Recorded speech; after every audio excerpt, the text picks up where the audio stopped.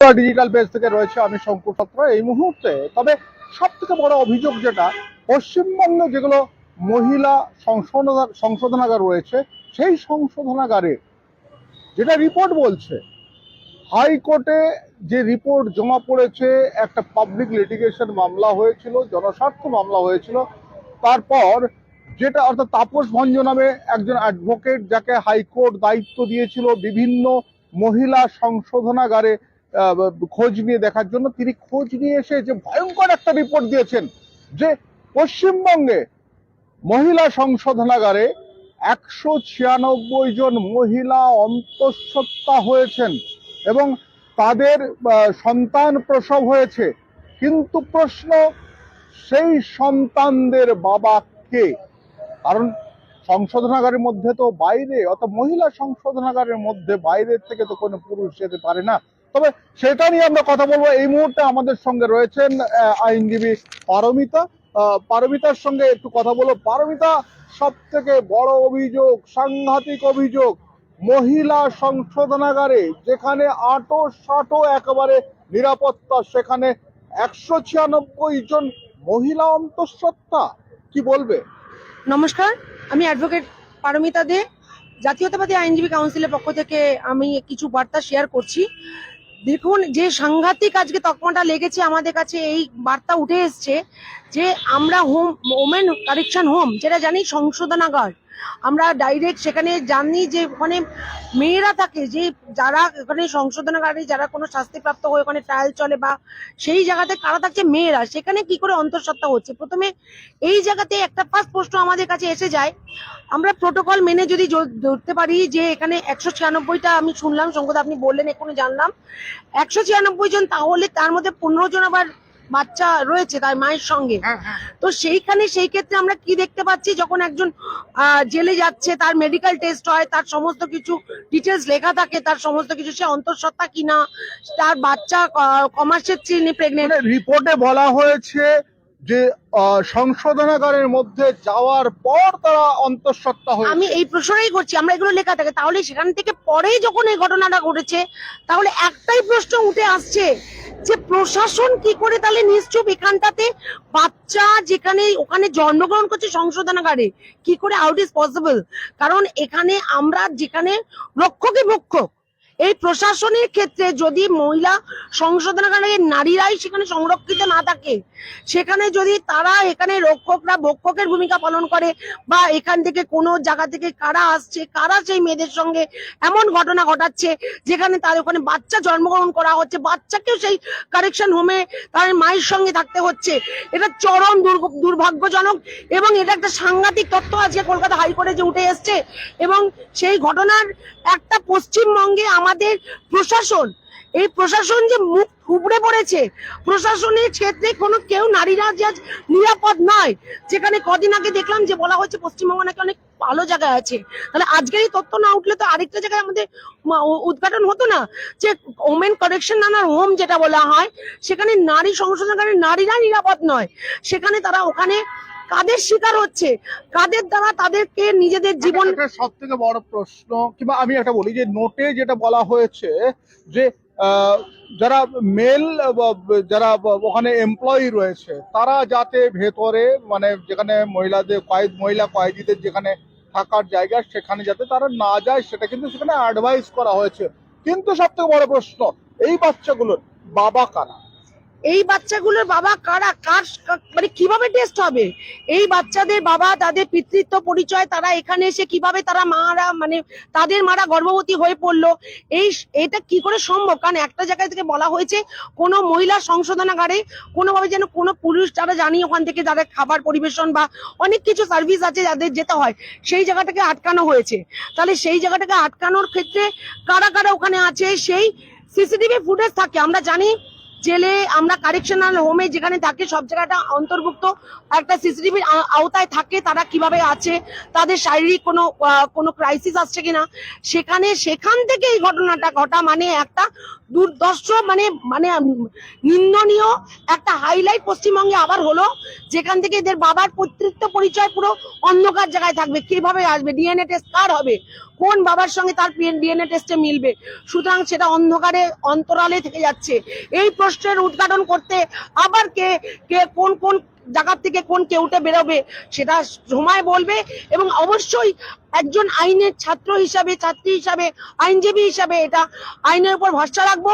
এই জায়গাগুলোর থেকে অবশ্যই সেই জায়গা থেকে কাউকে যেন ছাড়া না হয়, যেখানে একটা মেয়েকে কারেকশনাল হোমেও তাকে নির্যাতিত হতে হয় এবং সেই মহিলা সেখান থেকে তার পরে সন্তানের জন্মের পরে যেখানে সে মায়ের সঙ্গে একটা জেলের মধ্যে তাকে একটা সময় কাটাতে হচ্ছে। এর অবশ্যই তদন্ত কঠিন থেকে কঠিনতম এবং সেই তদন্ত হয়ে শাস্তি হওয়া উচিত যদি বেরিয়ে আসে শস্যের মধ্যে ভূতটাকে। দেখো পারমিতা, তোমাকে একটা স্বাভাবিকভাবে বলি, আমরা বিভিন্ন খবর করবার সময় আমরা যখন কোনো মহিলা জেলের সামনে গেছি, সেখানে কিন্তু রীতিমতো নিরাপত্তা, এতটাই নিরাপত্তা আমরা দেখেছি যে সেখানকার যে সুপারিনটেন্ডেন্ট থাকেন তিনি মহিলা থাকেন, এছাড়া ওখানে ওয়ার্ডেন থেকে আরম্ভ করে অনেকে রয়েছে যারা পুরুষ থাকেন। তাহলে যারা অন্তঃসত্ত্বা আছে, যদি সত্যি এই রিপোর্ট যদি সত্যি হয়ে থাকে তাহলে কিন্তু 196 মানে ভয়ঙ্কর একটা ফিগার। আর এই ফিগার একেবারে বলে দিচ্ছে যে যারা যেসব মহিলারা ক্রাইম করে যারা ভেতরে যান, অপরাধ করে যারা সংশোধনাগারে যান, তাদেরকে সংশোধন করা কি এইভাবে করা হয় যে তিনি গেলেন তাকে একটা সন্তান সহ ফেরত দেওয়া হবে? তাকে সংশোধন করা হলো মানে তাকে যেটুকু সে ক্রাইম করে এসেছিল বা একটা শিকার হয়ে এসছে, ক্রাইম করেনি তার শিকার হয়ে ঢুকেছে, সে এখানে এসে জানতে পারলো তার থেকে বড় ক্রাইম জেলের মধ্যে সংশোধনাগারে হচ্ছে। সেখানে একজন মহিলা অনেকভাবেই তার ট্রায়াল শেষ হওয়া পর্যন্ত অনেক সময় আমরা জানতে পারি তাকে থাকতে হয় সংশোধনাগারে, কিন্তু সেখানে বাইরের জগৎ আর ভেতরের জগৎটা যে তার মধ্যে পার্থক্য, ভেতরের জগৎটা আরো নৃশংস। সেখানে যে নেকড়ে হায়নারা তাদের উপর যে ঝাঁপিয়ে পড়ছে এবং তাদের মধ্যে যে সত্তাটুকু ভালো হওয়ার জন্য এখানে কারেকশনাল হোম রাখা হয়, তাদেরকে ভালো একটা পরিবেশ, সুস্থ পরিবেশে যারা তারা ফিরে আসতে পারে নিজেদের সংশোধন করে, সেটা না করে তাদেরকে চুপসিয়ে ভয়, তারা যাতে আর কোনোদিন ভয় শেষ না করতে পারে তাদেরকে সেই জায়গার শিকারটা করে দেওয়া হচ্ছে সারা জীবনের জন্য। তাদেরকে কিন্তু সেই ছাপটা দিয়ে দেওয়া হচ্ছে জেলের ভিতরে। এখানে শস্যের মধ্যে ডালটা কালা, মানে শস্যের মধ্যে ভূতকে না, পুরো ডালটাই কালা। আপনি বললেন যে বাইরে থেকে পুরো প্রোটোকল মেনটেন করা হয়, কাউকে ভেতরে যেতে দেওয়া হয় না, তাহলে ভেতরে কারা রয়েছে সেটা দেখবে কে? ভেতরে কারা? এখানে মহিলারা সেখানে সংশোধনাগারে গিয়ে তারা মাতৃত্ব স্বাদ নিচ্ছে, তাদের বাচ্চা জন্ম দিচ্ছে, তারা সেখানে মেডিকেল প্রোটোকল মেনে, যদি এই রিপোর্ট যেটা শঙ্করদা বললেন আপনি যে সত্যি হয়, তাহলে ভয়াবহ একটা রিপোর্ট কিন্তু আমরা আগামী দিনে আমাদের কাছে আসতে চলেছে। ওমেন কারেকশনাল হোমে যেখানে মেয়েদের পাঠানো হয়, আমরা এর আগেও দেখেছি হোমে বিভিন্ন রকম ঘটনা হয়, জুভেনিয়াল স্টেজে হোমের ঘটনাগুলো এক একটা জায়গায় আমরা দেখেছি বেরিয়ে এসছে।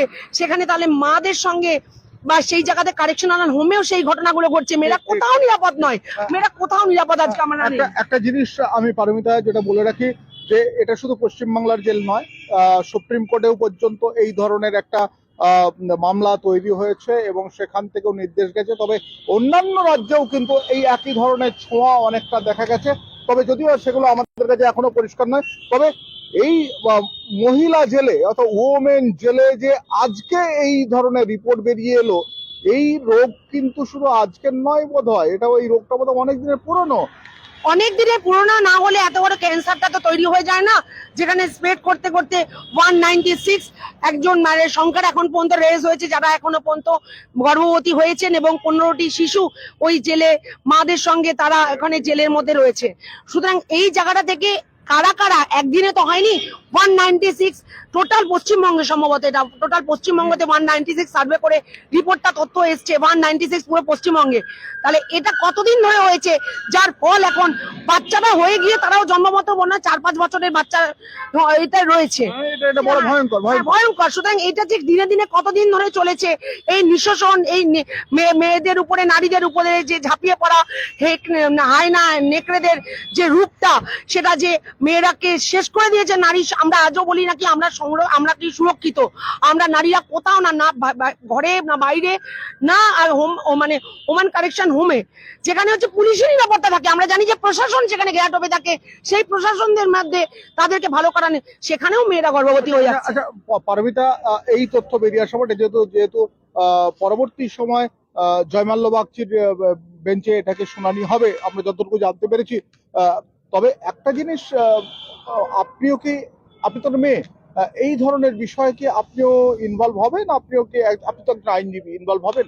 অবশ্যই ইনভলভ হবো। এরকম ধরনের ঘটনা যদি আমি কোনোভাবে পার্ট হতে পারি, যে কোথায় গিয়ে কি ঘটনা ঘটেছে এবং তাদের সঙ্গে যদি কথা বলার জায়গা পাওয়া যায়, স্পেস পাওয়া যায়, কি করে এই সত্য উদ্ঘাটন হয়েছে, আমাকে যদি কোনোভাবে সেই স্কোপটা পাই, আমি সেই জায়গা থেকে সবার আগে ঝাঁপিয়ে পড়ার চেষ্টা করবো এবং মানুষের কাছে সেই সত্যগুলোকে তুলে আনতে আপ্রাণ চেষ্টা করবো আইনের ভাষায়।